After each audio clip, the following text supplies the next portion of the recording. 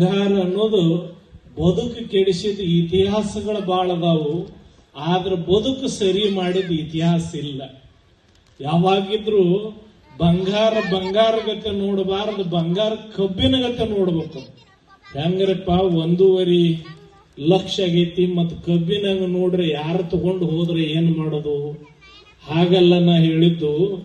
ಅದರ ಸಂಬಂಧ ಬದುಕನ್ನ ಹಾಳು ಮಾಡ್ಕೋಬೇಡ್ರಿ.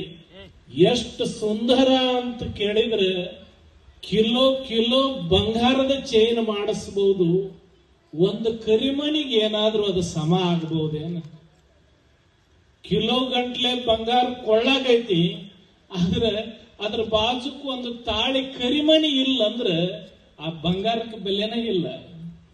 ಆದ್ರೆ ಕರಿಮಣಿ ಕಿಮ್ಮತ್ ಕಿಲೋ ಬಂಗಾರ ಆಗಬಹುದೇನು? ಯವ್ವ ನೀ ಕಿಲೋ ಬಂಗಾರ ಹಾಕ್ತಿದಿ, ನಿನ್ನ ಮುತ್ತೈದು ಇಡೋರಂತ ಯಾರು ಅಂದಾರ?